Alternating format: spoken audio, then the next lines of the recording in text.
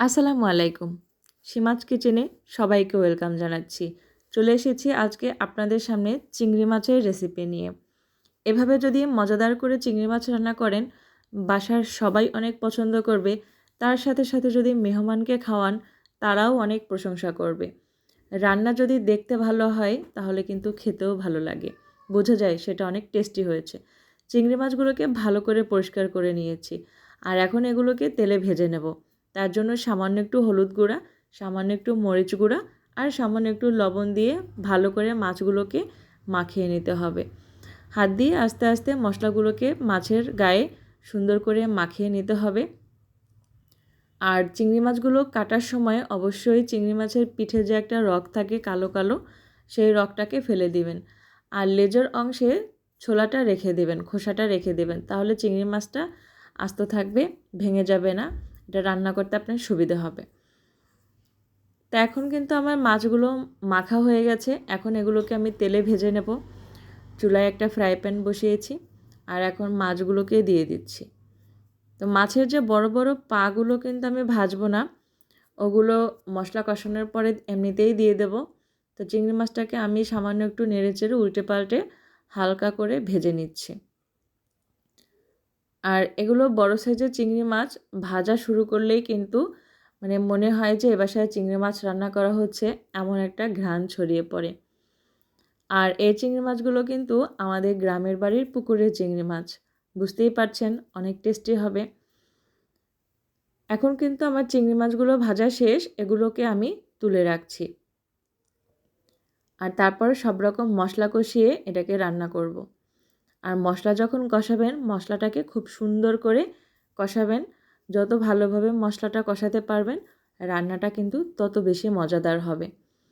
তবে মনে রাখবেন যে মশলা থেকে যখন কাঁচা গন্ধটা চলে যাবে, মশলা থেকে যখন তেলটা ছেড়ে আসবে, তখন বুঝবেন যে আপনার মশলা কষানো পারফেক্ট হয়েছে। তা এখন এ পর্যায়ে আমি তেল দিয়ে দিচ্ছি, আর একটু তেল দেব। আর তার আগে পেঁয়াজ কুচি দিয়ে দিচ্ছি। এই পেঁয়াজ কুচি দিয়ে দেব আর তার সাথে সাথে বাকি সব মশলাগুলোও দিয়ে দেব। এখানে আমি হাফ চামচ আদা বাটা এবং হাফ চামচ রসুন বাটা দিয়ে দিচ্ছি। আর তার সাথে একটু পানি দিয়ে দিচ্ছি মশলাটাকে কষানোর জন্য। এখন আমি আস্তে আস্তে বাকি সব উপকরণগুলোও দিয়ে দেব। এখানে আমি লাল মরিচের গুঁড়া দিচ্ছি চা চামচের 2 চামচ হবে। চা চামচের 2 চামচ লাল মরিচের গুঁড়া আর হলুদ গুঁড়া 1.5 চামচ। এখানে আমি ছোট চামচ দিয়ে দিচ্ছি, আপনারা চা চামচ দিয়ে দিলে 1.5 চামচ হলুদ গুঁড়া, 2.5 চামচ 2 চামচ লাল মরিচের গুঁড়া। আর এখানে ধনিয়ার গুঁড়া দিয়ে দিচ্ছি 1 চা চামচ আর জিরার গুঁড়া দিয়ে দিচ্ছি 1.5 চা চামচ। আর এখানে পরিমাণ মতো লবণ দিয়ে দিচ্ছি। আর এখন সবগুলোকে খুব সুন্দর করে কষিয়ে নেব। তো এই তেলের সাথে আমাকে আরেকটু তেল দিয়ে দিতে হবে। তার আগে যে দেখেন নারকেল বাটা দিয়ে দিচ্ছি। চিংড়ি মাছ রান্না করলে নারকেল বাটা না দিলে কিন্তু আসল টেস্ট আসে না। হ্যাঁ, যারা চান নারিকেলটা স্কিপ করবেন, তারা স্কিপ করতে পারেন, কোনো সমস্যা নেই। কারণ অনেকে কিন্তু নারকেল খেলে গ্যাসের সমস্যা হয়ে যায়। তো আমার কাছে মনে হয় নারিকেল বাটা দিলে এটা অনেক বেশি ভালো লাগে খেতে। এর গ্রেভিটা খেতে অনেক ভালো লাগে আর সুন্দর একটা স্মেল আসে। তাই আমি এখানে নারিকেল বাটা দিয়ে দিচ্ছি। তো এখন এখানে আমি কাঁচামরিচ দিয়ে দিচ্ছি। আর তেলটা বুঝেই দিবেন যে মশলা থেকে তেলটা ছেড়ে আসবে, এরকম আন্দাজ করে তেলটা দিয়ে দিবেন। তো দেখতে পাচ্ছেন মশলাটা কিন্তু একদম ভাজা ভাজা করে ফেলেছি। এখন এ পর্যায়ে আমি নারকেল বাটার পর যে পানিটা থাকে, সেই পানিটা দিয়ে দিচ্ছি। এখন সুন্দর করে এটাকে আমি আবারও কষিয়ে নেব। তো দেখতে পাচ্ছেন মশলা কষানো কিন্তু হয়ে গেছে।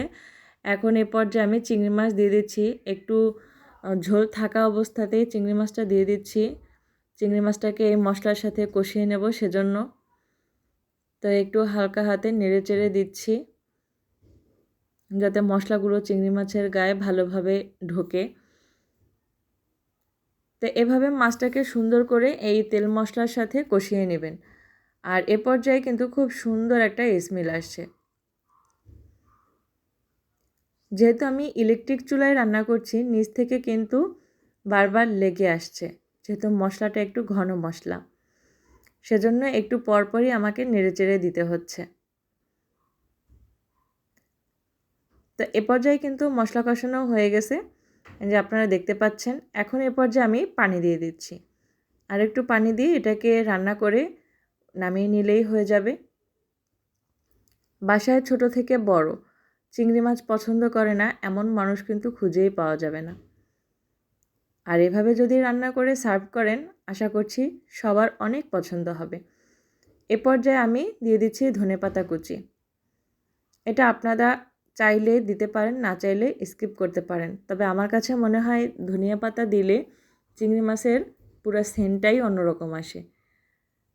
মানে কাঁচা ধনিয়া পাতার যে খুব সুন্দর একটা স্মেল, এটা কিন্তু পাওয়া যায়, অনেক ভালো লাগে। যারা চান না তারা কিন্তু স্কিপ করতে পারেন, কোনো সমস্যা নেই।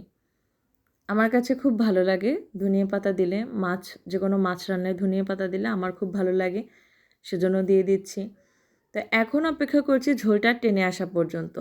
হ্যাঁ বন্ধুরা, একটা কথা বলে রাখি, আমার চ্যানেলে যারা নতুন, আমার ভিডিওটি ভালো লাগলে একটা লাইক দিয়ে দেবেন, কমেন্ট করে জানাবেন কেমন লাগলো ভিডিওটা।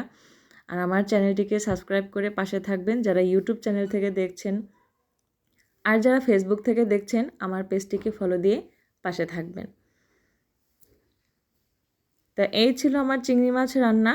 এই যে দেখেন রান্নার পরে এর ফাইনাল লুক। এটা কিন্তু দেখতে যেমন সুন্দর লাগছে, খেতেও কিন্তু মাশাআল্লাহ অনেক টেস্টি হয়েছে। মানে আমার বাসায় সবাই খেয়ে বলেছে যে অনেক মজা হয়েছে। তো সবাই অনেক অনেক ভালো থাকবেন।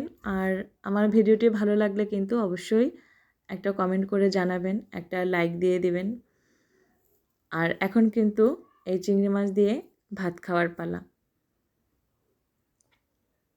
এই যে দেখেন, আরেকটা কথা, যে জিনিসটা দেখতে ভালো লাগে সেটা কিন্তু খেতেও ভালো লাগে।